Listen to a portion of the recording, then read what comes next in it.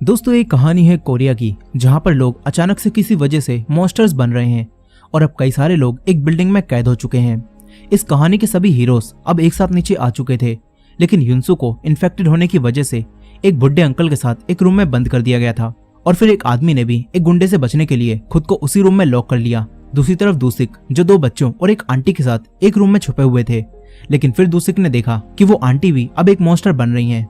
अब आगे हम देखते हैं कि उन्योक उसी रूम में युनसू के पास आकर उसे बाहर निकालता है और उससे कहता है कि तुम पहले ही इन्फेक्टेड हो, इससे तुम्हारे अंदर पावर्स आ चुकी हैं, इसीलिए अब तुम्हें हमारे लिए एक हथियार की तरह काम करना होगा। युनसू मान जाता है। फिर उन्योक उससे कहता है कि जिस आदमी ने तुम्हारा ये हथियार बनाया है, यानी कि दूसिक, तुम्हें उन्हें नीचे लाना होगा ताकि वो यहाँ के दरवाजों को और मजबूत कर सकें, जिससे कोई भी मॉन्स्टर इन्हें तोड़कर अंदर ना आ पाए। युनसू उन्योक की ये बात भी मान जाता है। वहीं दूसरी तरफ दूसिक उन्हीं आंटी को मारने वाले थे, लेकिन तभी वो देखते हैं कि उनके अंदर एक छोटा सा बच्चा है। दूसिक बच्चे को मारना नहीं चाहते थे, इसीलिए वो बाथरूम के दरवाजे को बंद कर देते हैं। नीचे वही आंटी जिनके सामने एक मॉन्स्टर ने उनकी बेटी को मार दिया था, वो उसी गुंडे से कहती हैं कि तुम तो पैसों के लिए काम करते हो, तो मुझे यहाँ से बाहर निकाल दो, मेरे पास जितने भी पैसे हैं मैं सारे तुम्हें दे दूंगी। लेकिन ये गुंडा उन्हें बाहर नहीं निकालता क्योंकि बाहर खतरा था। अब ये गुंडा ऊपर जाने लगता है। उन्योक युनसू को इस गुंडे के पीछे ऊपर जाने के लिए कहता है। युनसू गुंडे के पीछे ऊपर जाने लगता है। यही फायर फाइटर लड़की उन्योक को पकड़ लेती है और उससे कहती है कि तुम उस बच्चे को इतने खतरनाक काम के लिए कैसे भेज सकते हो।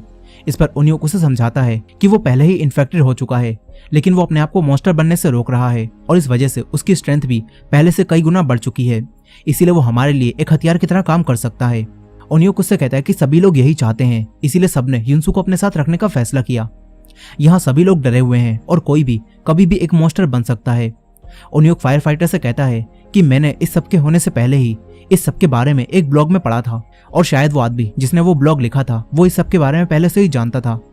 उन्योक फायर फाइटर को वही ब्लॉग भी दिखाता है और फायर फाइटर देखती है कि इस ब्लॉग को तो उसके फियोंसे ने लिखा है और ये देखकर वो चौंक जाती है, लेकिन वो ये बात उन्योक को नहीं बताती। यहीं जीसू ने इनकी सारी बातें सुन ली थी और वो जान चुकी थी कि सभी लोग यहाँ मॉन्स्टर बनने वाले हैं, इसीलिए जीसू यहाँ से दूसरी सेफ जगह जाने लगती है। तभी वही तलवारबाज टीचर उसे यहाँ से जाने से रोकता है। वहीं दूसरी तरफ युनसू और वो गुंडा ऊपर जा रहे थे। तभी युनसू सटिया जाता है। वो गुंडे से कहता है कि यहाँ पर एक मॉन्स्टर है, चलो उसे मिलकर मारते हैं। वो एक फ्लोर का दरवाजा खोलता है, लेकिन वो गुंडा उसे रोक देता है। तभी एक मॉन्स्टर उस गुंडे को पकड़कर अंदर खींच लेता है। ये देखकर युनसू के होश ठिकाने लग जाते हैं। वो गुंडे को बचाने अंदर जाता है, लेकिन ये मॉन्स्टर काफी तेज होता है। वो स्पीड से युनसू पर हमला करता है।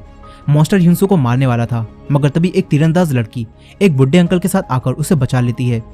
फिर वो देखते हैं कि गुंडा अब भी जिंदा है, इसीलिए ये लोग उसे उठाकर यहाँ से ले जाने लगते हैं। वहीं वो आंटी अपनी बेटी को याद करके काफी रो रही होती हैं। दो लेडीज उन्हें देख रही थी।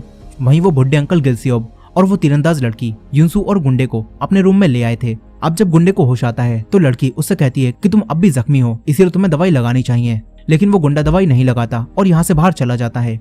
तभी गिल्सियोब और ये लड़की यूरी देखते हैं कि युनसू के जख्म खुद ही ठीक हो रहे हैं, जिससे ये दोनों समझ जाते हैं कि युनसू इन्फेक्टेड है और वो भी मॉन्स्टर बन सकता है। इसीलिए गिल्सियोब उससे कहते हैं कि यहाँ से निकल जाओ। युनसू जाने लगता है। तभी गिल्सियोब हंसते हैं और कहते हैं, कैसा लगा मेरा मजाक? गिल्सियोब उसे बताते हैं कि मैं किसी के साथ भी जानबूझकर ऐसा नहीं करूंगा और मुझे मरने से डर नहीं लगता। फिर वो युनसू से कहते हैं कि तुम दूसिक और दो बच्चों को बचाने जा रहे हो ना, तो हम भी तुम्हारे साथ ही चलते हैं। युनसू मान जाता है। वहीं नीचे उन्हीं बुढ़े अंकल की वाइफ उनके पास चाकू लेकर उन्हें मारने जाती हैं, क्योंकि बुढ़े अंकल ने 30 सालों तक उन्हें काफी परेशान किया था और वो उन्हें काफी मारते भी थे। इसीलिए अब वो बुढ़े अंकल से कहती हैं कि अगर तू मॉन्स्टर बनकर मर गया तो मुझे तुझे मारने में बिल्कुल भी मजा नहीं आएगा, इसीलिए मैं तुझे इसी हालत में मारना चाहती हूँ। लेकिन बुढ़े अंकल को कुछ भी समझ नहीं आता, वो आराम से सोते रहते हैं। यहाँ उनकी वाइफ अभी ये काम करने की हिम्मत नहीं जुटा पाती और यहाँ से जाने लगती हैं। तभी वही आदमी उनसे पूछता है कि क्या वो गुंडा अब भी बाहर खड़ा है, लेकिन ये उसे बताती हैं कि वो किसी काम से ऊपर गया है। ये जानकर ये आदमी बौखला जाता है, मानो उसकी कोई खास चीज वो गुंडा चुराने गया हो। अब ये तुरंत ही अपना दिमाग चलाता है और अपने चाकू मारकर सबसे कहता है कि देखो मेरा जख्म ठीक नहीं हो रहा, यानी कि मैं कोई भी मॉन्स्टर नहीं बनूंगा। ये देखकर सभी लोग उसे बाहर निकाल देते हैं और ये घबराया हुआ यहाँ से जाने लगता है। ये देखकर उसी तलवारबाज टीचर को इस पर शक हो जाता है। वहीं दूसरी तरफ वो गुंडा इसी आदमी के रूम में था। वो यहाँ कुछ ढूंढ रहा था, लेकिन वो चीज उसे नहीं मिलती। तभी वो एक रूम को खोलता है और देखता है कि यहाँ पर कई सारी फोटोज लगी हैं और यहाँ हमें पता चलता है कि वो आदमी दरअसल एक चाइल्ड किडनैपर है, जो कि बच्चों को किडनैप करता था और उनके साथ गलत काम करता था और इसी वजह से अब ये गुंडा उसे मारना चाहता है। अब यहीं युनसू, गिलसियोब और वो तीरंदाज लड़की तीनों ही दूसिक के पास पहुंच जाते हैं। लेकिन युनसू देखता है कि वो आंटी यहाँ नहीं दिख रही, इसलिए युनसू दूसिक से उनके बारे में पूछता है। फिर दूसिक युनसू और बाकी सबको दिखाते हैं कि बाथरूम में वो आंटी भी अब एक मॉन्स्टर बनने लगी हैं। लेकिन हकीकत में समझ नहीं आता कि वो चीज क्या है। उसे देखकर ऐसा लगता है कि उसके अंदर कोई बच्चा है, और ये देखकर सभी लोग हैरान थे। वहीं वो गुंडा दोबारा से नीचे पहुंच चुका था और अब वो किसी भी हाल में उस आदमी को मारना चाहता था। तभी वही टीचर उसे रोकता है, लेकिन वो नहीं रुकता। उसका फोन नीचे गिर जाता है और ये टीचर उसका फोन उठाता है। वहीं वो आदमी एक हथौड़ा लेकर आता है और इस गुंडे पर हमला कर देता है, लेकिन ये गुंडा उसे रोकता है और उसे मारने लगता है। गुंडा उसे उसी के हथौड़े से मारता है, जो देखकर सभी लोग उससे डर रहे थे। ये गुंडा उस आदमी को हथौड़े से मार मार कर खत्म कर देता है और उसकी बॉडी को इस बिल्डिंग से बाहर ले जाता है। फिर गुंडा उन्हीं आंटी की बेटी की बॉडी और उसे बचाने गए सोल्जर्स दोनों की बॉडी को अंदर ले आता है और खुद बाहर जाकर शटर को बंद करने लगता है। इस गुंडे सैंगवुक ने भी अब इस बिल्डिंग से बाहर रहने का फैसला कर लिया था, क्योंकि उसका काम अब खत्म हो चुका था। लेकिन अब तभी वही टीचर आकर उसे रोक देता है और अंदर ले आता है। तभी वही गुंडा बेहोश हो जाता है। फिर वो आंटी अपनी बेटी की बॉडी के पास आकर उसे गले लगाती हैं और खूब रोने लगती हैं। अब थोड़ी देर बाद युनसू और बाकी सब भी नीचे आ जाते हैं। युनसू उसी रूम में जाकर लॉक हो जाता है, क्योंकि वो इन्फेक्टेड था। अब यहीं ये दोनों भाई बहन अपने डैड को याद कर रहे थे, क्योंकि इनके डैड भी मॉन्स्टर की वजह से मर चुके थे। अब तभी वही आंटी इनके पास आती हैं और वो छोटे लड़के के आंसुओं को पोंछती हैं। फिर ये तीनों एक दूसरे को गले लगाकर रोने लगते हैं। इसके बाद ये सभी लोग इनकी बेटी और उसी सोल्जर को यहीं दफना देते हैं।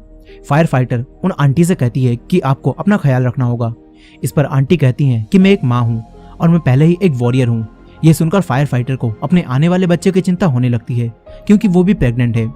अब यहाँ दूसिक बाहर जाने के सभी दरवाजों को मजबूत करने में लग जाते हैं। युनसू इन सबके लिए एक हथियार की तरह काम करता है। यहीं तीरंदाज लड़की गुंडे की मरहम पट्टी कर रही थी। तभी वो अपने पास्ट की वजह से इमोशंस को कंट्रोल नहीं कर पाता और गुस्से में यूरी का गला पकड़ लेता है। गुंडा उसे कहता है कि मुझसे दूर रहो। ये सुनकर यूरी यहाँ से बाहर चली जाती है।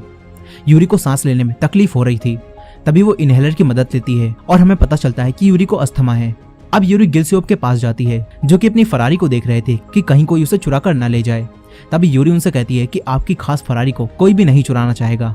लेकिन गिलसियोब असल में यूरी के इनहेलर के लिए ही उसे देख रहे थे, क्योंकि यूरी का इनहेलर जल्द ही खत्म होने वाला है। अब दूसरी तरफ वही गुंडा बाहर आता है। हालांकि सभी लोग सच्चाई जान चुके थे कि उस गुंडे ने उस आदमी को क्यों मारा, लेकिन फिर भी सब उससे डर रहे थे। तभी वही आंटी उसके पास आकर उसे थैंक्स कहती हैं। फिर ये गुंडा उसी लड़की की चीजों को दफना देता है जिसको उस आदमी ने किडनैप किया था।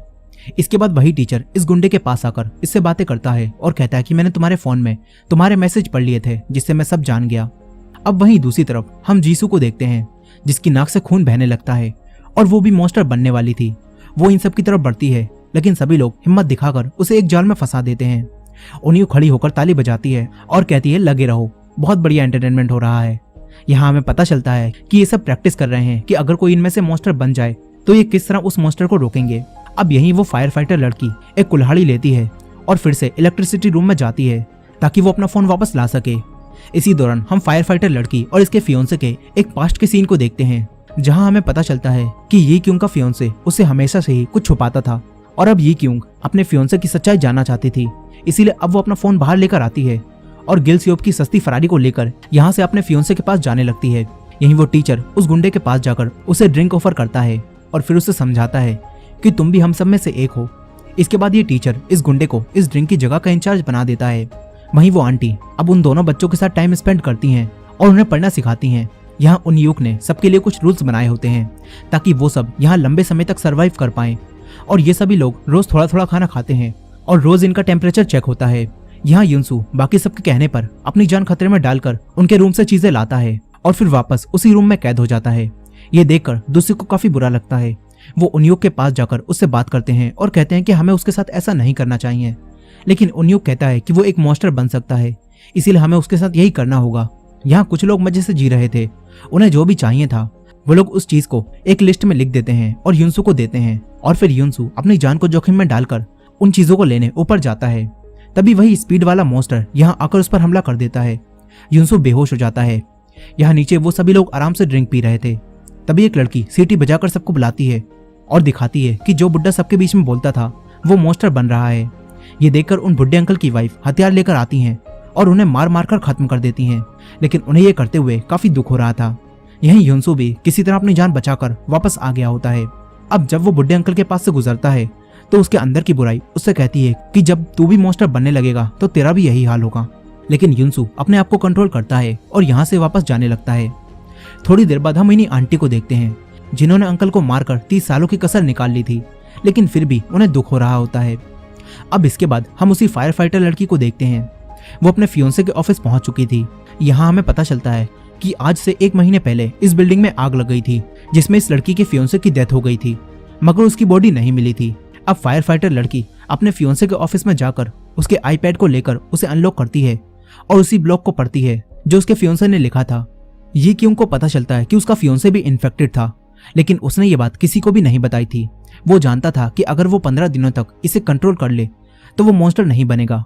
और फायर फाइटर के फियोंसे ने इसमें लिखा होता है कि हम ऐसे इन्फेक्टेड लोगों पर रिसर्च कर रहे हैं जो 15 दिनों से ज्यादा इसे सह सके हैं। हम उन पर रिसर्च करके ये पता लगा सकते हैं कि मॉन्स्टर बनने से किस तरह बचना है। अब फायर फाइटर इस सब को पढ़ रही थी, तभी आर्मी ऑफिसर यहाँ आकर उसे गन पॉइंट पर लेती हैं और उसे अरेस्ट करके यहाँ से ले जाती हैं। दूसरी तरफ जहाँ युनसु था उस पूरी बिल्डिंग की बिजली अब चली जाती है। यहाँ सभी लोगों का सब्र अब टूट रहा था। लोग सोच रहे थे कि वो यहाँ मर जाएंगे। सब उदास होकर बैठे थे। तभी उन्हीं उनसे कहती है कि तुम सब डरपोक हो, जाओ चुल्लू भर पानी में डूब मरो। उन्हीं ये कहकर यहाँ से युनसु के पास चली जाती है।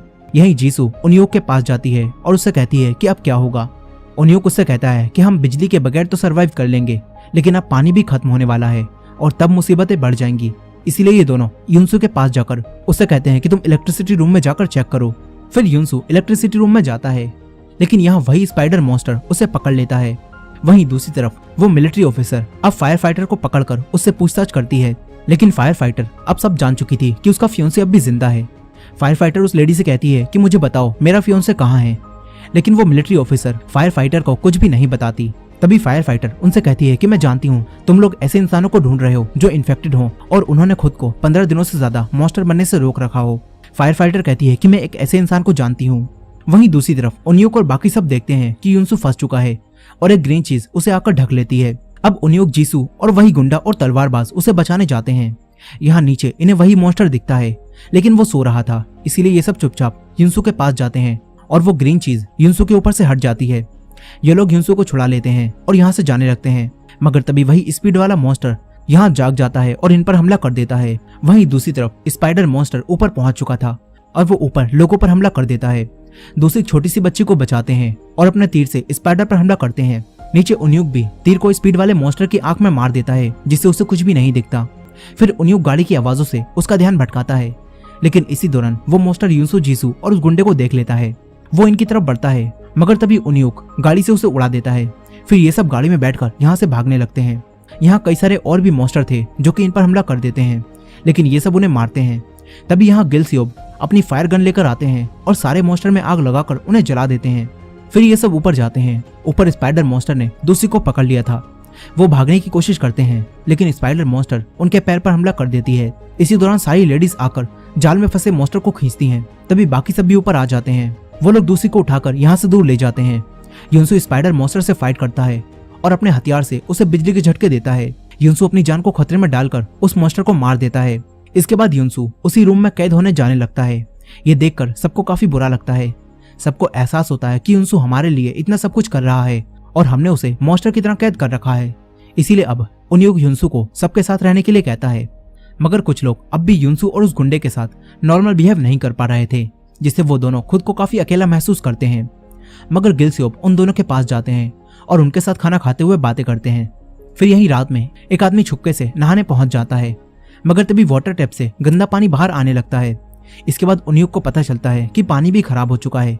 इसीलिए उनियोक दूसरे के पास जाकर उन्हें एक कार के पास लाता है और कहता है कि आप इसे मजबूत बना दीजिए और इसमें कुछ हथियार भी लगा दीजिए, जिससे हम लोग उस मॉन्स्टर से बचकर यहाँ से निकल पाए। उनियोक कहता है कि हम सबको यहाँ से निकलना होगा, नहीं तो हम यहीं मर जाएंगे। अब इनकी बातों को एक आदमी सुन लेता है। वहीं दूसरी तरफ फायर फाइटर अब भी मिलिट्री ऑफिसर्स की कैद में थी। अब वही ऑफिसर फायर मॉन्स्टर बनने से रोक लिया है और तुमने कहा कि तुम एक ऐसे इंसान को जानती हो, इसीलिए अब ये ऑफिसर फायर फाइटर को एक डिवाइस देकर उसे यहाँ लाने के लिए कहती है।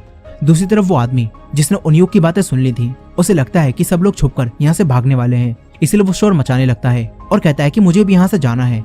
तभी वो गुंडा उसे दरवाजे के पास फेंकता है और कहता है जा चले जा, लेकिन वो आदमी यहाँ रोने लगता है। तभी सब लोग यहाँ आ जाते हैं। गिलसियोब उस आदमी को समझाते हैं कि यहाँ कोई भी नहीं मरेगा, फिर उन्यूक सबको बता देता है कि हमारे पास खाना और पानी बहुत कम बचा है, इसीलिए हमें यहाँ से निकलकर खाना पानी लाना होगा और सबसे बहादुर लोग ही बाहर जाएंगे।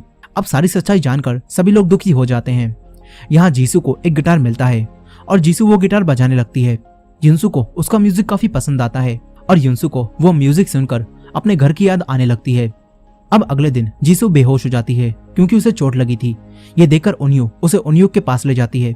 उन्यूक ने मेडिकल की पढ़ाई की थी, जिसकी मदद से उन्यूक समझ जाता है कि हमें जीसू की सर्जरी करनी पड़ेगी, नहीं तो उसकी जान को खतरा हो सकता है। अब ये जानकर वही तलवारबाज टीचर कि अगर तुम उसकी सर्जरी कर सकते हो तो उसकी सर्जरी कर दो, लेकिन उन्यूक के पास कुछ दवाइयां नहीं थी, इसलिए वो टीचर कहता है कि मैं बाहर जाकर वो दवाइयां लाता हूँ। लेकिन वो गुंडा कहता है कि तुम्हारे एक हाथ में पहले ही चोट लगी है, इसलिए तुम्हें बाहर नहीं जाना चाहिए। फिर युनसू, ये गुंडा गिलसियोब और यूरी बाहर जाकर दवाइयां लाने का फैसला करते हैं। यही उन्यूक जीसू के ऑपरेशन की तैयारी करने लगता है। वो टीचर जीसू से बात करता है और उसे तसल्ली देता है कि सब ठीक हो जाएगा, मैंने मरने का डिसाइड किया था। फिर हमें पता चलता है कि युनसू हमेशा से ही इतना शांत और अकेला नहीं था, बल्कि उसके कई सारे दोस्त थे। लेकिन फिर स्कूल में एक नया लड़का आया जिसके डैड की कंपनी में युनसू के डैड काम करते थे, और वो लड़का बाकी सभी लड़कों के साथ मिलकर युनसू को काफी मारने लगा। उसने पूरी क्लास को धमकी दी कि जो भी युनसू से बोलेगा तो मैं उसे भी मार दूंगा, जिस वजह से युनसू से अब कोई भी बात नहीं करता था। फिर एक दिन वो लड़का युनसू को मारते मारते उसकी फैमिली के बारे में बुरा भला बोलने लगा। तब युनसू ने फाइट बैक की, लेकिन इतना सब होने के बाद भी जब युनसू के मॉम डैड इसे देखकर उसे काफी गुस्सा आता है, युनसू उस लड़के को ही रोड पर फेंक देता है। लेकिन ये करने की वजह से वो लड़का युनसू के डैड को अपने डैड की कंपनी में से निकलवा देता है। और तो और वो लड़का जिसे ये परेशान कर रहा था, वो अपनी मॉम की मौत का इल्जाम युनसू पर लगाता है और कहता है कि अगर तुम उस दिन बीच में नहीं आए होते तो वो मुझे मेरी मॉम की सर्जरी के लिए पैसे दे देता और मेरी मॉम जिंदा होती, इसलिए मेरी मॉम तुम्हारी वजह से मरी है। अब इतना सब कुछ झेलने के बाद और अपने पूरे परिवार को एक एक्सीडेंट में खोने की वजह से युनसू ने मरने के बारे में सोचा था, लेकिन आज युनसू इन सभी लोगों के साथ जीना चाहता है। अब ये सब बिल्डिंग से बाहर दवाइयां लेने जाते हैं, मगर तभी वही मोटा मॉन्स्टर इनकी गाड़ी पर हमला कर देता है और इनकी गाड़ी पलट जाती है। युनसू बाहर आकर मोटे मॉन्स्टर पर हमला करता है, लेकिन वो उसे दूर फेंक देता है। वो युनसू को मारने बढ़ता है, तभी गिलसियोब उस पर हमला करते हैं और युनसू को बचा लेते हैं, मगर तभी उनकी नाक से भी खून बहने लगता है और लगता है कि अब वो भी इन्फेक्टेड हो चुके हैं। इसलिए वो युनसू को बचाकर मोटे मॉन्स्टर के सामने खड़े हो जाते हैं। ये मॉन्स्टर उन्हें मारने ही वाला था, मगर तभी एक ट्रक आकर मोटे को दीवार में घुसा देता है और इस ट्रक के अंदर वही फायर फाइटर बैठी होती है। वो ट्रक को पीछे करती है, मोटा उसके पीछे भागता है। तभी यहाँ एक ब्लास्ट होता है जिससे यहाँ आग लग जाती है और मोटा मॉन्स्टर आग से जलने लगता है। तभी फायर फाइटर उसे ट्रक से ठोकती है, लेकिन मॉन्स्टर उसे पकड़ लेता है, मगर फायर फाइटर मॉन्स्टर को ट्रक की मदद से नीचे गिरा देती है, जिससे मॉन्स्टर के अंदर एक नुकीली चीज घुस जाती है और वो जख्मी हो जाता है। तभी फायर फाइटर मॉन्स्टर के ऊपर एक जलती हुई चीज गिराती है, जिससे फाइनली इस मोटे मॉन्स्टर का खेल खत्म हो जाता है। इधर वो गुंडा यूरी को बचा लेता है, वहीं अंदर उन्यूक जीसू का ऑपरेशन कर देता है, लेकिन उसे अभी होश आया नहीं होता। इसके थोड़ी देर बाद सब वापस पहले जैसा हो जाता है। फिर उन्यूक फायर फाइटर के पास जाता है, लेकिन ये क्यों उससे पूछती है कि युनसू अब कैसा है, क्योंकि ये क्यों युनसू को पकड़वाने के लिए ही यहाँ वापस आई है। लेकिन उन्यूक उससे कहता है कि तुम पहले मुझे ये बताओ बाहर के हालात कैसे हैं और तुम वापस कैसे आई, लेकिन ये क्यों उसे ज्यादा कुछ नहीं बताती। वहीं दूसरी तरफ यूरी को अब होश आ जाता है, इसलिए अब वो गुंडा उसी तलवारबाज टीचर के पास आता है। ये दोनों यहाँ बातें करने लगते हैं। दूसरी तरफ फायर फाइटर युनसू के पास जाकर उससे पूछती है कि तुम्हारा पहला सिम्टम कब आया था, क्योंकि अगर युनसू अपने आप को 15 दिनों से ज्यादा रोक लेता है तो युनसू खास लोगों में शामिल हो जाएगा। फायर फाइटर उससे कहती है कि मैंने सुना है इन्फेक्टेड होने के बाद तुम्हारे अंदर का मॉन्स्टर तुमसे बातें करता है। वो कहती है कि मुझे बताओ तुम अब भी ठीक कैसे हो। इस पर युनसू बताता है कि मेरे अंदर का मॉन्स्टर मुझे बार बार बुराई की तरफ बुलाता है, लेकिन मैंने अपने आप को कंट्रोल कर रखा है। युनसू कहता है कि मैं जीना चाहता हूँ, इसीलिए मैं अपने आप को मॉन्स्टर बनने से रोक रहा हूँ। युनसू कहता है कि तुम ये सब क्यों पूछ रही हो। इस पर फायर फाइटर बताती है कि सरकार ऐसे लोगों पर एक्सपेरिमेंट कर रही है जिन्होंने अपने आप को मॉन्स्टर बनने से रोक लिया है, लेकिन अब तक इस बीमारी का इलाज नहीं मिल पाया है। अब यही फायर फाइटर अपने साथ पानी का टैंक भी लाई होती है और इनके पास अब खूब पानी आ जाता है, इसलिए इनके साथ रहने वाले अब दूसरे सभी लोग नहाते हैं और मजे से इकट्ठा होकर खाना खाते हैं। तभी उन्हीं बुड्ढे अंकल की वाइफ इनके पास आती हैं और इन सबको बताती हैं कि मैं भी इन्फेक्टेड हो चुकी हूँ, इसलिए मुझे यहाँ से बाहर भेज दो। लेकिन सभी लोग इनके साथ होते हैं। वो कहते हैं कि हम तुम्हें बाहर नहीं भेजेंगे, बाहर खतरा है। फिर ये सब फैसला करते हैं कि हम इन्हें भी एक रूम में लॉक कर देंगे, शायद ये भी युनसू की तरह खुद को कंट्रोल कर लें। इसीलिए अब ये सब इन्हें अपने साथ रखने का फैसला कर लेते हैं। फिर ये आंटी उसी फायर फाइटर लड़की से मिलती हैं और उसे कहती हैं कि तुम अपने बच्चे का ख्याल रखना। इसके बाद वो रूम में लॉक होने जाने लगती हैं, लेकिन जाने से पहले वो युनसू से माफी मांगती हैं और कहती हैं कि अब पता चल रहा है कि हमने तुम्हारे साथ कितना बुरा किया था। अब इसके बाद वो रूम में लॉक हो जाती हैं। फिर हम रात में उसी फायर फाइटर लड़की को देखते हैं जो कि बात ले रही होती है। तभी हमें पता चलता है कि उस मिलिट्री ऑफिसर ने फायर फाइटर को जो डिवाइस दिया था उसमें एक बटन लगा है जिसे दबाने पर मिलिट्री ऑफिसर्स को इनकी लोकेशन पता चल जाएगी और मिलिट्री ऑफिसर्स इनके पास पहुंच जाएंगे। उस मिलिट्री ऑफिसर ने फायर फाइटर से कहा था कि तुम्हारा फियोंसे अब भी जिंदा है और उसके साथ क्या हुआ और वो कहां पर है, अगर तुम्हें यह जानना है तो हमें युनसू तक पहुंचा दो। और अपने फियोंसे के बारे में जानने के लिए ही फायर फाइटर यहाँ युनसू को पकड़वाने आई है। लेकिन अब उसने अपना फैसला बदल दिया है। अब वो किसी भी हाल में उस डिवाइस में लगे बटन को नहीं दबाएगी। अब फायर फाइटर आराम से यहाँ बात ले रही थी, मगर तभी एक आदमी बंदूक लेकर उस पर हमला कर देता है। लेकिन फायर फाइटर उसे मारकर उसकी बंदूक को छीन लेती है। वहीं दूसरी तरफ गिल्सियोब सबको इकट्ठा करके अपने वॉर के दिनों की कहानी सुना रहे थे। गिल्सियोब सबको बताते हैं कि कई सारे ऑफिसर्स एक बिल्डिंग में छुपने गए थे, लेकिन फिर जब उन्हें देखा गया तो उस बिल्डिंग में कोई भी नहीं था और असल में वो बिल्डिंग यही बिल्डिंग थी। अब ये जानकर सभी लोग चौंक जाते हैं। तभी वही आदमी यहाँ आकर यहाँ रखा खाना खाने लगता है। फायर फाइटर भी उसके पीछे यहाँ आती है और कहती है कि लगता है ये कोई मिलिट्री से भागा हुआ आदमी है। अब ये आदमी काफी घबराया हुआ था। वो सबसे कहता है कि भाग जाओ, लेकिन किसी को कुछ भी समझ नहीं आता, जिसके बाद ये सोल्जर यहीं बेहोश हो जाता है। वहीं दूसरी तरफ युनसू अकेला बैठा था। तभी उन्यू उसके पास आती है। वो दोनों थोड़ी बातें करते हैं। यहाँ हमें पता चलता है कि उन्यू युनसू को पसंद करने लगी है। वो युनसू को इनडायरेक्टली ये बताती है, लेकिन युनसू ये बात नहीं समझ पाता। तभी उन्यू का बड़ा भाई उन्यू आता है और अपनी बहन से कहता है कि बधाई हो, तुम्हें तुम्हारा फर्स्ट लव मिल चुका है। लेकिन ये सुनकर उन्यू को गुस्सा आता है। वो युनसू से कहती है कि मेरा भाई भी ये सब समझ गया, लेकिन तू तो मेरे भाई से भी डफर निकला। युनसू यहाँ से चली जाती है। वहीं दूसरी तरफ अब जीसू को होश आ जाता है और ये देखकर उस तलवारबाज टीचर को काफी खुशी होती है। जीसू उसे थैंक्स कहती है क्योंकि शुरू से अब तक उस टीचर ने जीसू का काफी ख्याल रखा है। अब यहीं एक आदमी भागता हुआ उन्योक के पास आता है और कहता है कि चश्मिश जल्दी आ, देखो सोल्जर को होश आ गया। यह सुनकर उन्योक तुरंत उसके पास जाता है। यहाँ फायर फाइटर उसे मारकर पूछती है कि तू यहाँ क्या कर रहा है, लेकिन वो आदमी कहता है कि मैं यहाँ नहीं आना चाहता था। अब तभी उसके पास रखे वॉकी टॉकी में से कुछ आवाजें आने लगती हैं, जिससे यह आदमी डरने लगता है। यह आदमी वॉकी टॉकी को दूर फेंक देता है। उन दूसरे आदमियों के पास गन भी होती हैं और गोलियों की आवाज वॉकी टॉकी में से आ रही होती हैं। ये सुनकर फायर फाइटर तुरंत ही उस वॉकी टॉकी को तोड़ देती है। फिर ये सब समझ जाते हैं कि खतरा इनकी तरफ बढ़ रहा है, इसलिए युनसू और वो गुंडा मिलकर छत पर जाते हैं और वहां लगे SOS के साइन को हटा देते हैं। अब थोड़ी देर बाद जब ये नीचे आते हैं तो देखते हैं कि सिक्योरिटी गार्ड अब भी जिंदा है और वो मॉन्स्टर बनकर घूम रहा है। सिक्योरिटी गार्ड अब लिफ्ट से नीचे जाने लगता है। ये देखकर युनसू और वो गुंडा नीचे भागते हैं। तभी एक और मॉन्स्टर आकर गुंडे को पकड़ लेता है, लेकिन वो गुंडा युनसू से कहता है कि मेरी चिंता मत करो, नीचे जाकर बाकियों को बचाओ। ये सुनकर युनसू नीचे की तरफ भागता है। नीचे फायर फाइटर बुड्ढे अंकल की वाइफ के पास बैठी थी। तभी उन्हें भी नोज ब्लीडिंग होने लगती है। अब तभी बाहर कोई खतरे की घंटी बजाता है। फायर फाइटर ये सुनकर बाहर जाती है। उधर युनसू जल्दबाजी में सबको बचाने के लिए ऊपर से नीचे कूद जाता है, लेकिन इससे उसका पैर टूट जाता है और वो अब नहीं चल पाता। वहीं बाहर वही लेडी लिफ्ट के बाहर खड़ी थी। तभी सिक्योरिटी गार्ड नीचे आ जाता है और वो उन आंटी पर मशीन से हमला कर देता है। सिक्योरिटी गार्ड के पास घास काटने की मशीन थी जिससे वो आंटी को मारने वाला था, मगर तभी तलवारबाज उन्हें आकर बचा लेता है। तलवारबाज सिक्योरिटी गार्ड से फाइट करके उसे रोकता है, लेकिन सिक्योरिटी गार्ड उस मशीन की मदद से तलवारबाज का एक हाथ काट देता है। तभी सब लोग बाहर आ जाते हैं। सबको ये देखकर काफी दुख होता है। इधर तलवारबाज दोबारा से उठता है और अपने दूसरे हाथ से सिक्योरिटी गार्ड के तलवार मारता है। युनसू ये सब देख रहा था, लेकिन वो कुछ भी नहीं कर पाता। इधर तलवारबाज सबको बचाने के लिए सिक्योरिटी गार्ड को वापस लिफ्ट के अंदर ले जाता है और उससे फाइट करता है। तलवारबाज यहाँ काफी जख्मी हो जाता है, इसीलिए अब वो सबसे कहता है कि आग के बॉम्ब को अंदर फेंको। तलवारबाज अपनी जान सेक्रीफाइस करने के लिए बिल्कुल तैयार था। सभी लोगों को काफी दुख हो रहा था। फायर फाइटर लड़की भी कुल्हाड़ी लेकर आ चुकी थी, लेकिन वो भी कुछ नहीं कर पाती। तभी उन्योक अपने इमोशंस को कंट्रोल करते हुए लिफ्ट में आग का बॉम्ब फेंकता है, जिससे सिक्योरिटी गार्ड और तलवारबाज दोनों आग में जलकर मर जाते हैं। ये देखकर सभी लोग रोने लगते हैं। अब कुछ समय बाद सभी मिलकर तलवारबाज को उन्हें आंटी की बेटी के पास दफना देते हैं। जीसू अब ठीक हो चुकी थी और वो यहीं खड़ी होती है। उसने फिर से अपने एक और करीबी दोस्त को खो दिया था, जिससे उसे काफी दुख हो रहा होता है। तभी उन्यू उसके पास आकर उसे संभालती है। उन्यू जीसू को उस तलवारबाज की वही तलवार देती है और उसे कहती है कि अपने आप को संभालो। वहीं दूसरी तरफ वो गुंडा तलवारबाज की कब्र के पास बैठा था और उसे याद कर रहा था। यहाँ अब कुछ दिन बीत जाते हैं। बुड्ढे अंकल की वाइफ खुद को मॉन्स्टर बनने से रोक रही थी। अब वहीं दूसरी तरफ मिलिट्री ऑफिसर उन्हीं लोगों को ढूंढ रहे थे जो अपने आप को मॉन्स्टर बनने से रोकने में कामयाब हो चुके हैं। अब ये सभी लोग जिनसू के शहर की तरफ बढ़ने लगते हैं। यहीं गिल्सियोब फायर फाइटर को बताते हैं कि इस बिल्डिंग के नीचे एक बंकर या फिर एक टनल है और हमें उसे ढूंढना चाहिए ताकि हम सब वहां छुप सकें, नहीं तो मॉन्स्टर्स की वजह से लोग ऐसे ही मरते रहेंगे। अब ये लोग बातें कर रहे थे, तभी वो छोटा बच्चा गिलस्योप से कहता है कि यहाँ कोई आ रहा है। गिलस्योप देखते हैं कि सच में इनकी तरफ कोई आ रहा है।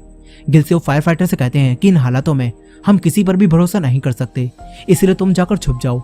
इसके बाद वो सभी लोग डायरेक्ट इनकी बिल्डिंग में ही आ जाते हैं। ये सभी गुंडे थे जिनके पास बंदूकें भी होती हैं, और ये लोग उसी सोल्जर को पकड़ने आए थे। इनका बॉस उसे पकड़ता है और फिर दूसरे लोग उसके अंगूठे को काटकर एक बॉक्स को खोलने की कोशिश करते हैं, लेकिन वो नहीं खुलता। इसलिए इनका बॉस इस सोल्जर को मारकर अपने आदमियों से कहता है कि देखो यहाँ कौन कौन सोल्जर छुपे हैं। यहाँ सभी लोग इनसे काफी डरे हुए थे। तभी सांगवुक यानी कि अच्छा गुंडा 2 आदमियों को देखता है, वो वहीं छुप जाता है। इसी दौरान गिलस्योप बाहर आते हैं और वो सांगवुक को बचाने के लिए उन दोनों गुंडों की बेइज्जती मारते हैं, जो सुनकर वो दोनों गुंडे गिलस्योप को पकड़कर यहाँ से ले जाते हैं। ये सभी गुंडे सभी लोगों को पकड़कर उन्हें एक गोले में डाल देते हैं, और जो भी गोले से बाहर जाता है ये लोग उसे गोली मारकर खत्म कर देते हैं। यहाँ बाकी सब कुछ भी नहीं कर पाते। इधर फायर फाइटर एक गन उठा लेती है। यहीं एक गुंडा जीसू को देख लेता है, वो जीसू को टॉर्चर करने लगता है। तभी उसका एक साथी ओम योंग उससे कहता है कि तुम्हें बॉस बुला रहे हैं। यहीं इनका बॉस सबसे कहता है कि हमसे मत डरो, हम यहाँ किसी को ढूंढने आए हैं। ओनियोक इनके बॉस से बात करता है और कहता है कि हमें बताओ तुम लोग कौन हो और पहले तुम कहाँ थे। उनका बॉस ओनियोक से कहता है कि यहाँ आने से पहले हम लोग एक चर्च में थे जहाँ पर कई सारे लोग थे, लेकिन वो सब मर चुके थे और उन्हें किसी मॉन्स्टर ने नहीं मारा था, बल्कि उन लोगों ने खुद ही एक दूसरे को मार दिया था। इनका बॉस कहता है कि हमें मॉन्स्टर से डरने की जरूरत नहीं है, क्योंकि असल में इंसान इन मॉन्स्टर से भी बड़े मॉन्स्टर हैं। अब तभी यहाँ पर वही आदमी आ जाता है। इनका बॉस उस आदमी से पूछता है कि तुम्हें कुछ मिला या नहीं। वो आदमी कहता है कि मुझे एक लड़की मिली है। अब इनका बॉस ओमियों को लेकर कहीं चला जाता है। इधर ओनियोक युनसू और ओनियो से कहता है कि इनके पास कई सारी बंदूकें हैं, इसलिए हमें बचने के लिए सही मौके का इंतजार करना पड़ेगा। अब वहीं वो फायर फाइटर इन लोगों से छुपकर बच रही थी।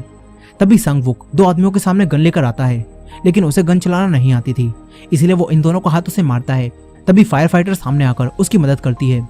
फिर फायर फाइटर उससे वो गन ले लेती है और सांगवुक को एक कुल्हाड़ी देती है। इधर इन गुंडों के बॉस को ये पता चल चुका था कि ओनियोक इन सब का लीडर है, और उसके बनाए प्लान की वजह से ही ये सब अब तक जिंदा हैं।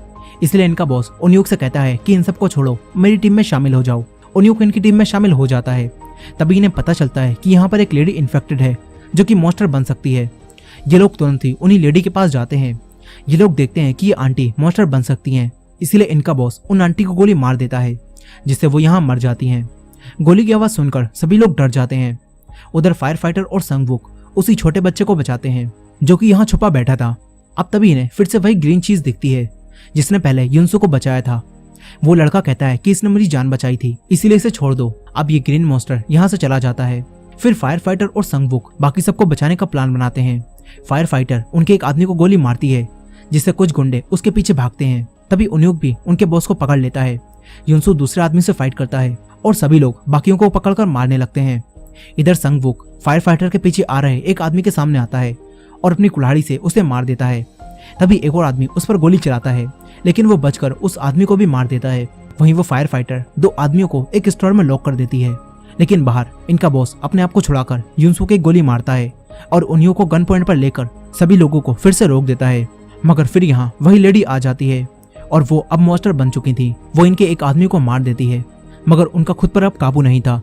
वो ओनियो को भी मारने वाली थी। तभी युनसू बीच में आ जाता है। युनसू को ना चाहते हुए भी उन आंटी को मारना पड़ता है, जिससे युनसू को काफी दुख होता है। अब यहाँ युनसू भी जख्मी हो चुका था, इसीलिए वो यहाँ बेहोश हो जाता है। तभी गुंडों का बॉस देखता है कि युनसू के जख्म खुद ही ठीक हो रहे हैं। इससे वो समझ जाता है कि युनसू बाकी सबसे खास है, इसीलिए वो उन आंटी की बॉडी में आग लगवाकर उन्हें जलवा देता है और युनसू को अपने साथ ऊपर ले जाने लगता है। तभी वही रेड जैकेट वाला गुंडा यहाँ आता है और यूरी को अपने साथ जीसू के पास ले जाता है। वो उसके साथ गलत काम करना चाहता था, लेकिन जीसू उस पर हमला कर देती है। तभी वो गुंडा जीसू के जख्म पर कई सारे मुक्के मारता है, जिससे जीसू वहीं गिर जाती है। मगर यूरी पीछे से आकर उस गुंडे को तलवार से मार देती है। लेकिन अब यूरी की तबीयत यहाँ खराब होने लगती है। उसे सांस लेने में तकलीफ हो रही थी। यहाँ जीसू उसकी मदद करने की हालत में नहीं थी। तभी यहाँ सांगवुक आ जाता है और वो यूरी को उसका इनहेलर देता है, जिससे वो वापस ठीक से सांस लेने लगती है। बाहर फायर फाइटर एक आदमी को गोली मारकर सबको छुड़ा लेती है। फिर ये सब यहाँ से भागने लगते हैं। तभी एक और आदमी गन लेकर इनके सामने आ जाता है, मगर ये सभी लोग उससे फाइट करते हैं और फायर फाइटर उसे भी गोली मारकर उसका खेल खत्म कर देती है, जिससे यहाँ सभी लोगों की जान बच जाती है। मगर यहाँ दूसिक को नोज ब्लीडिंग होने लगती है, यानी कि अब दूसिक भी एक मॉन्स्टर बन जाएंगे। अब वहीं दूसरी तरफ इन गुंडों का बॉस युनसू को बिल्डिंग की छत पर ले जाता है। वो युनसू को यहाँ से नीचे फेंकने वाला था, लेकिन युनसू उठकर नीचे जाने के दरवाजे को बंद कर देता है ताकि कोई भी वापस नीचे ना जा पाए। युनसू की हिम्मत देखकर गुंडों का बॉस उसे मारने वाला था, मगर तभी ओ मियोंग अपने ही बॉस को पकड़ लेता है और उसे मारकर यहाँ से नीचे फेंक देता है। तभी एक आदमी उस पर गोली चलाता है, लेकिन उसे कुछ भी नहीं होता। ओ मियोंग उस आदमी को भी मार देता है। फिर ओ मियोंग एक आदमी को जिंदा छोड़ देता है। ओ मियोंग युनसू के पास आता है और उसे कहता है कि मैं भी तुम्हारे ही जैसा हूँ। अब तभी हेलीकॉप्टर से मिलिट्री वाले पूरे शहर पर कई सारे पेपर्स फेंकते हैं, जिसमें लिखा होता है कि जो भी स्पेशल इन्फेक्टी की खबर देगा उसे पूरी सुरक्षा के साथ सेफ्टी कैंप में ले जाया जाएगा। ओ मियोंग ये देखकर युनसू से कहता है कि अब तुम्हारे साथी भी तुम्हें पकड़वा देंगे। यहीं इन गुंडों में से बचा हुआ एक आदमी भागकर नीचे आ जाता है कि हमें यहाँ से भाग जाना चाहिए, क्योंकि वो दोनों मॉन्स्टर एक जैसे हैं। यह आदमी सबको वही पेपर दिखाकर कहता है कि हमें मिलिट्री को उनके बारे में बताना होगा। अब तभी युनसू और ओ मियोंग लिफ्ट से नीचे आने लगते हैं। यहाँ सब अपने आप को बचाने के लिए अपने हथियार उठा लेते हैं, लेकिन जब युनसू और ओ मियोंग नीचे आते हैं तो युनसू सबसे कहता है कि इसने मेरी जान बचाई है, इसीलिए इसे छोड़ दो। सभी लोग युनसू की बात मान जाते हैं। यहाँ सब कुछ पहले जैसा हो जाता है, लेकिन ओ मियोंग यहीं रुकता है। वो युनसू के साथ रहता है और उसे भड़काने लगता है। वो युनसू से कहता है कि इंसान और हम एक साथ नहीं रह सकते। वो कहता है कि मुझे मिलिट्री वालों ने पकड़ लिया था और उन्होंने मुझ पर कई दिनों तक एक्सपेरिमेंट किए ताकि मेरे अंदर से मॉन्स्टर बाहर निकल जाए, लेकिन मेरे अंदर से कोई भी मॉन्स्टर नहीं निकला, क्योंकि असल में मेरे अंदर कोई भी मॉन्स्टर नहीं है, बल्कि मैं खुद ही मॉन्स्टर हूँ और तुम भी मेरे ही जैसे हो, और इंसान और मॉन्स्टर्स एक साथ नहीं रह सकते। ओ मियोंग युनसू को भड़काता है, लेकिन शुरू में युनसू उसकी बातों पर ध्यान नहीं देता, मगर थोड़ी देर बाद वो देखता है कि कुछ लोग उसी ग्रीन मॉन्स्टर को मार रहे हैं, ये सोचकर कि ये मॉन्स्टर बाद में इनके लिए खतरा बन जाएगा। अब ये देखकर युनसू को ओ मियोंग की बातें ठीक लगने लगती हैं। यही ओनियो और ओनियोक ये सब समझ जाते हैं। ओनियोक युनसू से बात करने की कोशिश करता है, लेकिन अब युनसू उससे बात करने से मना कर देता है और उसे कहता है कि मैं अब से तुम्हारे लिए काम नहीं करूंगा। ये कहकर युनसू यहाँ से चला जाता है। फिर ओ मियोंग ओनियोक और फायर फाइटर को बताता है कि मिलिट्री ने एक प्लान बनाया है। ओ मियोंग बताता है कि अगर मिलिट्री ऑफिसर्स ये पता लगाने में नाकाम रहे कि कौन सा इंसान आगे चलकर मॉन्स्टर बनने वाला है, तो वो लोग उन सभी एरियाज को बॉम्ब से उड़ा देंगे जिन पर इन्हें शक होगा। अब ये जानकर ओनियोक और फायर फाइटर चौंक जाते हैं। इसके बाद फायर फाइटर ओनियोक को वही डिवाइस दिखाती है और उसे सब कुछ बता देती है। वो कहती है कि हम इससे मिलिट्री को यहाँ बुला सकते हैं, लेकिन ओनियोक मिलिट्री को यहाँ बुलाने या ना बुलाने का फैसला फायर फाइटर पर ही छोड़ देता है। लेकिन एक आदमी इनकी सारी बातें सुन लेता है और वो काफी डरा हुआ था, इसीलिए वो उसी डिवाइस को चुराकर उसमें लगा बटन दबा देता है, जिससे मिलिट्री को इनकी लोकेशन का पता चल जाता है। यहीं गिलस्योब को वो जगह मिल जाती है जिसके नीचे से यहाँ से निकलने की एक टनल बनाई गई थी, इसीलिए गिलस्योब यहाँ अब खुदाई करने लगते हैं। वहीं दूसरी तरफ दूसिक इन्फेक्टेड हो चुके थे, इसीलिए वो सबसे दूर एक तरफ बैठे हुए थे। अब कुछ समय बाद सांगवुक देखता है कि यूरी का इनहेलर खत्म हो चुका है और उसे सांस लेने में दिक्कत हो रही है। यूरी को बाहर ले जाने लगता है, लेकिन बीच में ही ओ मियोंग उसे रोक देता है और युनसू से कहता है कि ये दोनों यहाँ से भाग रहे थे। लेकिन जब युनसू देखता है कि सांगवुक यूरी के लिए इनहेलर लेने जा रहा था, तो वो सांगवुक को जाने देता है। तभी ओ मियोंग समझ जाता है कि युनसू मेरे जैसा नहीं है। ओ मियोंग यूरी को गोली मारता है और युनसू को दूर फेंक देता है। फिर ओ मियोंग अपनी गन से यहाँ सबको शूट करने लगता है, जिससे यहाँ कई सारे लोगों को गोलियां लग जाती हैं। तभी फायर फाइटर बंदूक लेकर आती है और ओ मियोंग के कई सारी गोलियां मारती है, लेकिन ओ मियोंग को उनसे कुछ भी नहीं होता। ओ मियोंग फायर फाइटर को यहाँ मारने वाला था, लेकिन युनसू उसे धक्का देकर दूसरी तरफ ले जाता है, मगर ओ मियोंग यहाँ युनसू को मारने लगता है। वो युनसू से कहता है कि तुम मेरे जैसे बिल्कुल भी नहीं हो, तुम तो एक औरत को मारकर पछता रहे थे। ओ मियोंग कहता है कि सच तो यह है कि तुमने किसी औरत को नहीं मारा, बल्कि वो पहले ही मर चुकी थी और उनकी बॉडी के अंदर मैं चला गया था, जिसके बाद वो बॉडी जब जल रही थी तो मैं वापस अपनी बॉडी में आ गया। अब ये जानकर युनसू को काफी गुस्सा आता है। युनसू अपने अंदर के मॉन्स्टर को अब कंट्रोल नहीं कर पाता। उसका एक हाथ एक मॉन्स्टर के हाथ में बदल जाता है और युनसू ओ मियोंग को उस हाथ से पकड़ लेता है, जिसके बाद ओ मियोंग की पूरी बॉडी पिघल जाती है और ओ मियोंग यहीं मर जाता है। लेकिन युनसू यहाँ बेकाबू हो चुका था। तभी दूसिक युनसू के पास आकर उसे गले लगाते हैं और उसे शांत कराते हैं। युनसू फिर से इंसान बन जाता है, लेकिन अब दूसिक की यहाँ डेथ हो जाती है। युनसू भी यहीं बेहोश हो जाता है। बाहर सांगवुक यूरी के साथ था, लेकिन अब यूरी भी यहाँ मर जाती है। वहीं गिलस्योब पूरे जी जान से यहाँ खुदाई कर रहे थे ताकि वो टनल को ढूंढ सकें। अब जब यहाँ युनसू को होश आता है तो उसे कुछ भी याद नहीं होता। युनसू की याददाश्त चली गई होती है। युनसू किसी को भी नहीं पहचान पाता और एक तरफ जाकर बैठ जाता है। यहीं कुछ समय बाद गिलस्योब की भी डेथ हो जाती है। फायर फाइटर अपने मरे हुए साथियों को दफनाने के लिए उसी जगह पर ले जाती है जहाँ गिलस्योब खुदाई कर रहे थे। यहाँ फायर फाइटर थोड़ा और खोदती है तो इन्हें वही टनल मिल जाती है जिसे गिल सियोब इतने समय से ढूंढ रहे थे, लेकिन कोई भी टनल से नहीं जाता। यहीं हम देखते हैं कि ओम योंग अब भी जिंदा था और वो एक गाड़ी में बैठकर यहाँ से निकल जाता है। फिर रात में मिलिट्री यहाँ आकर इस पूरी बिल्डिंग को चारों तरफ से घेर लेती है और इन सब से कहती है कि स्पेशल इन्फेक्टेड इंसान को हमारे हवाले कर दो, अगर तुमने ऐसा किया तो हम तुम्हें सेफ्टी कैंप में ले जाएंगे। अब यहाँ युनसू खुद ही बाहर जाने लगता है। सभी लोग उससे कहते हैं कि तुम बाहर मत जाओ। युनसू को यहाँ कुछ भी याद नहीं था, लेकिन फिर भी वो इनकी बात मानकर यहीं रुक जाता है। तभी बाहर से मिलिट्री ऑफिसर्स इन पर गोलियां चलाना शुरू कर देते हैं, इसीलिए ये सब तुरंत उसी टनल में जाकर यहाँ से निकलने लगते हैं। तभी उन्यू देखती है कि युनसू इनके साथ नहीं आ रहा। उन्यू वापस जाने लगती है, लेकिन उसका भाई उसे रोकता है। वो कहता है कि तुम बाकी सबके साथ जाओ, मैं युनसू को लेकर आता हूँ। उन्यू वापस जाने लगती है। यहाँ युनसू बाहर जा रहा था। उन्यू उसके पास आकर उससे कहता है कि रुक जाओ, लेकिन युनसू बाहर चला जाता है। वो मिलिट्री ऑफिसर्स की तरफ बढ़ने लगता है। यहाँ अब इस पूरी बिल्डिंग को गिरा दिया जाता है और उन्यूक अब भी इसी बिल्डिंग में बैठा था। उसे भी नोज ब्लीडिंग शुरू हो जाती है, जिसके बाद ये पूरी बिल्डिंग उसके ऊपर गिर जाती है और ऐसा लगता है कि उन्यूक भी मर गया। अब नीचे टनल में सभी लोग लगातार आगे बढ़ रहे थे। इधर युनसू भी मिलिट्री ऑफिसर्स की तरफ जा रहा था, जो देखकर मिलिट्री ऑफिसर्स उस पर गोलियां चलाना शुरू कर देते हैं। तभी युनसू को सब कुछ याद आने लगता है और ऐसा लगता है कि युनसू की याददाश्त अब वापस आ गई है। अब सीन यहीं कट हो जाता है और हम 30 घंटे बाद का सीन देखते हैं, जहाँ वो सभी लोग टनल में फंस चुके थे। उन्हें बाहर जाने का रास्ता नहीं मिल रहा था। तभी उसी पेट वाली लेडी का पेट यहाँ आता है और सबको एक जगह पर ले जाने लगता है। सभी उसका पीछा करते हैं और इन्हें बाहर जाने का रास्ता मिल जाता है। ये सब बाहर निकलते हैं, लेकिन फिर इनके सामने मिलिट्री ऑफिसर्स आ जाते हैं। वही ऑफिसर फायर फाइटर को पहचान लेती है। इसके बाद वही आदमी उस लेडी से कहता है कि मैंने ही तुम्हें यहाँ बुलाया था। फिर मिलिट्री ऑफिसर्स इन सभी लोगों को सेफ्टी कैंप में ले जाने लगते हैं, लेकिन फायर फाइटर अब मिलिट्री ऑफिसर्स में शामिल हो जाती है और उसे एक मिशन दे दिया जाता है। फिर दिखाया जाता है कि ये पूरा शहर तबाह हो रहा है। इसके बाद हम फिर से युनसू को देखते हैं, जो कि किसी के साथ गाड़ी में होता है। युनसू को होश आता है और वो देखता है कि सांगवुक यानी कि उसी गुंडे ने जो कि इनके साथ था, उसने युनसू को मिलिट्री ऑफिसर से बचा लिया है और वो युनसू को अपने साथ ले जाता है। और इसी एंडिंग के साथ स्वीट होम का सीजन 1 यहीं खत्म हो जाता है। दोस्तों, ये थी स्वीट होम सीजन 1 की फुल स्टोरी। आई होप कि आपको ये स्टोरी पसंद आई होगी। इसका सेकंड सीजन भी जल्दी ही आने वाला है, तो अगर आप उसे भी मिस नहीं करना चाहते तो हमारे चैनल को सब्सक्राइब करके बेल नोटिफिकेशन को ऑन कर लीजिएगा, ताकि जब भी इसका सेकंड सीजन अपलोड हो तो आप उसे देख सकें। खैर, ये वीडियो पसंद आई हो तो वीडियो को लाइक करना मत भूलेगा। मिलते हैं नेक्स्ट वीडियो में।